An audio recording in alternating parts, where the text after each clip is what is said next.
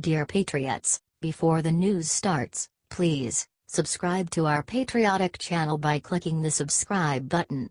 Give us a thumbs up to this video. Don't forget to leave your opinion below in the comments section. Share the news on Facebook and Twitter so your friends see it. Thank you. New report on media bias proves Trump right and reveals something even more shocking. Pew Research just came out with a report proving President Trump and his supporters were right all along about the media's bias. The study analyzed media coverage of the president during his first 100 days in office, and the findings would be shocking if they were not so unsurprising. The media's evaluations of President Trump were far more negative and less positive than those of his three predecessors. Negative coverage made up to 62% of total media coverage, 3 times higher than media coverage of Obama. And that's not even the worst part. The worst part is, the media wasn't even focusing on President Trump's policies, they were focusing on his personality. See overage of Trump's early days in office moved further away from a focus on the policy agenda, 31% of stories, compared with 50% for Obama, 65% for Bush and 58% for Clinton, and toward character and leadership. The research continued. Only about 1 in 10 stories, 11%, delivered an overall positive assessment of the administration's words or actions. 4 times as many, 44%, offered a negative assessment, while the remaining 45% were neither positive nor negative. It wouldn't even be so bad if they were just negative about his policies. If they provided structured and original arguments against President Trump's policies, at least it would foster a dialogue and give room for debate. That they were hammering his character though shows a blatant bias and total lack of journalistic integrity that is more focused on ratings and sensationalism than actual news. Share this out so everyone can see how dishonest the mainstream media actually is. HTPU.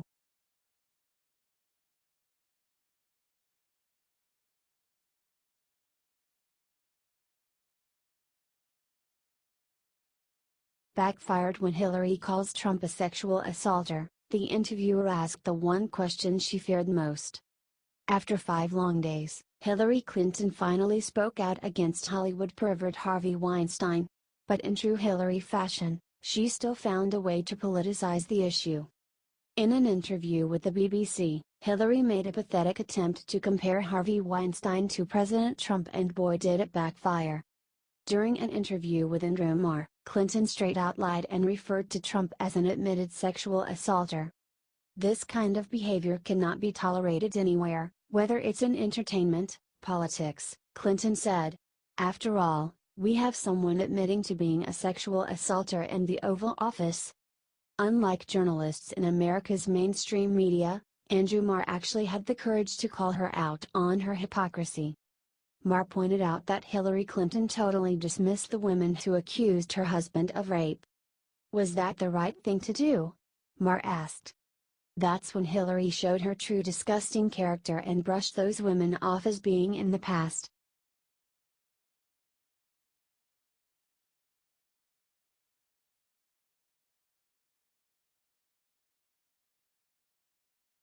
Beaton and Coulter just revealed a huge secret about DEM's 2020 presidential candidate. Republican commentator and author Ann Coulter was one of candidate Donald Trump's biggest supporters during the 2016 race.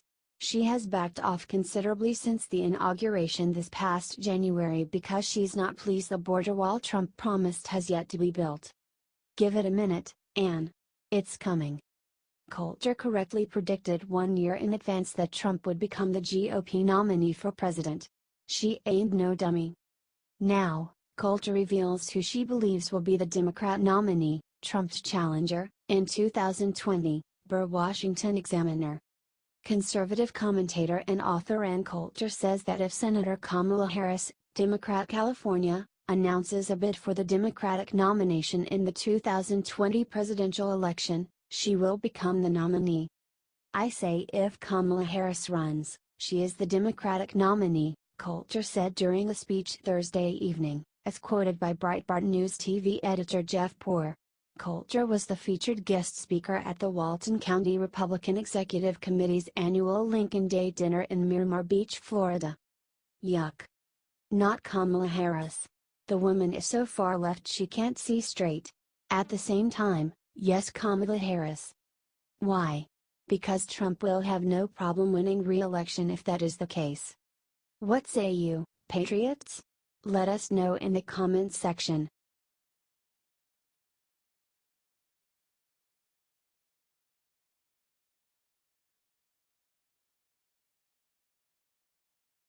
Jerry Falwell Jr. just teamed up with Trump to take down McConnell and McCain with this secret weapon. Falwell has been one of Trump's biggest supporters since he entered the race for POTUS.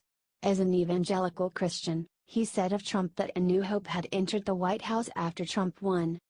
And he's come up with a great plan to take down both McConnell, McCain and all other Republicans that are, really, part of the resistance.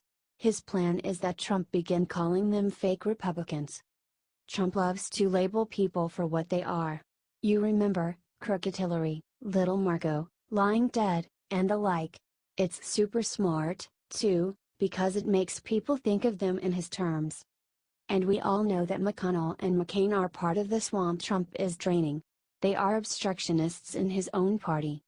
In an interview with Hannity on Fox News, Falwell said this, because that's what those people you just named are. They're not really Republicans. We don't really have a majority in the Senate, and I think that would be a good term for him to start using. Ain't that the truth, y'all? If we truly had a majority, then Trump's ideas and the things we voted for him to do would get through pretty easily. But, no, there's obstruction within his own party, fighting against him. Which means they are fighting against the American people who voted him in as POTUS, right? If you agree, share with a comment. Fake Republicans out. H.T. The Hill.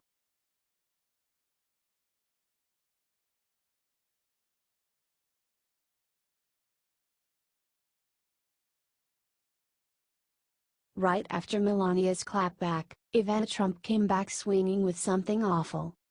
President Trump's first wife Ivana Trump has gone on a bizarre campaign against First Lady Melania Trump this week. On Monday, Ivana went on Good Morning America to talk about her friendship with President Trump and promote her new book about raising the first three Trump kids, Ivanka, Eric, and Donald Jr. During her interview, Ivana implied that she, not Melania, was the First Lady. I don't really want to call him there because Melania is there and I don't want to cause any kind of jealousy or something like that. Because I'm basically first Trump wife, okay? I'm the First Lady. Mrs. Trump has made the White House a home for Barron and the President. She loves living in Washington, D.C. and is honored by her role as First Lady of the United States. She plans to use her title and role to help children, not sell books. There is clearly no substance to this statement from an ex. This is unfortunately only attention-seeking and self-serving noise. Unwilling to let well enough alone, Ivana got on the Wendy Williams show on Friday to diss Melania some more. I tell you, I'm technically First Lady Trump. I was first wife. I don't know what is Melania's problem. She just have to get over it. She is First Lady of America but I'm First Lady Trump, excuse me, and have 3 grown-up kids. When Williams asked her about Melania's initial response, she said, I have no idea why she did it, 'cause I never said I'm First Lady of America. Better her than me, frankly, you know. This woman is clearly an attention-seeking nutjob. It's too bad Melania has to put up with a jealous ex when she has so many better things to do and think about. Support Melania? Share it out. HTE Online.